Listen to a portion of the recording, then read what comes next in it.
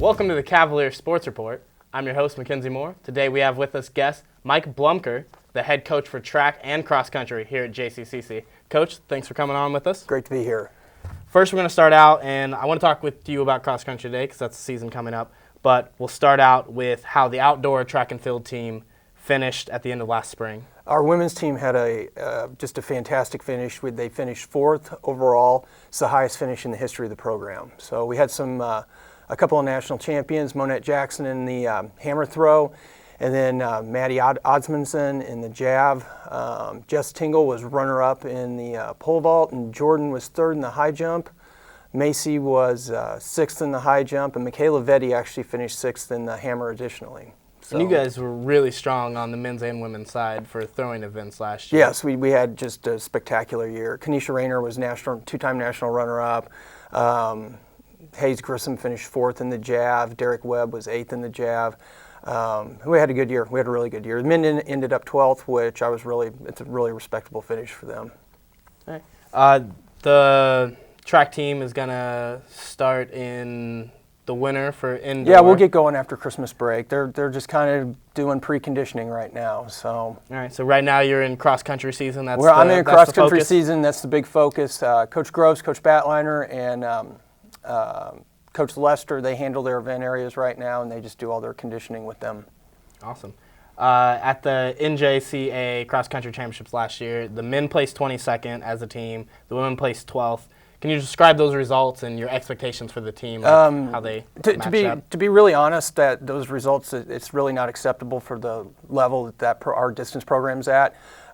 Currently, our women's team is ranked second in the nation. Our men are ranked sixth, and I look for us to have a really strong year again. So hopefully by the end of the year, our women are top three and our guys are top five. And I think we really went out in recruiting and got some people in here that are really going to help, and I look for us to have a really good season.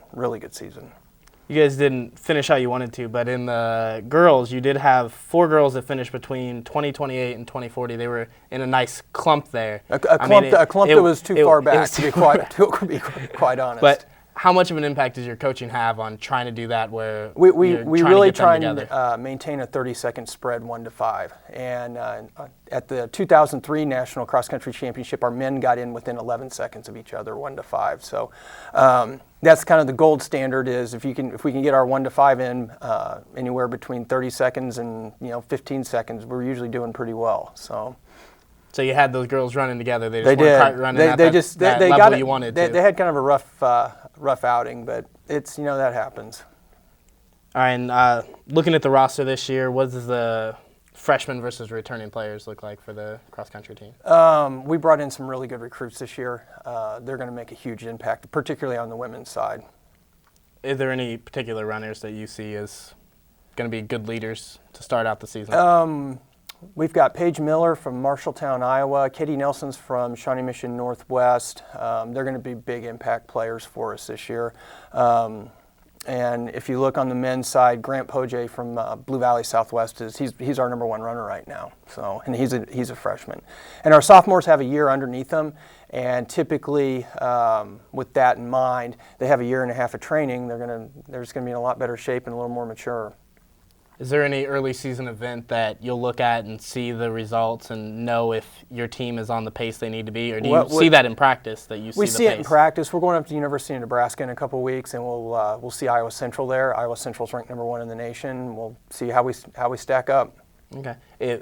With results that would happen, like if you beat them, if you were coming third. Typically, if we run well in September. Typically teams won't catch us by November. So we just got to see where we're at. I think we're in a really good place right now. We had the best month of August I've ever had with the program. This is my 16th year. Well, that sounds amazing. That's pretty much all the questions I've got. I expect your team probably to run more in practice today than I will all year, but I hope they do well at the events that are coming up. Wish you guys luck. Coach Bloemker, thanks for joining us. Thank you. That's it for this edition of the Cavalier Sports Report. I'm your host, Mackenzie Moore, reporting for JCAV-TV.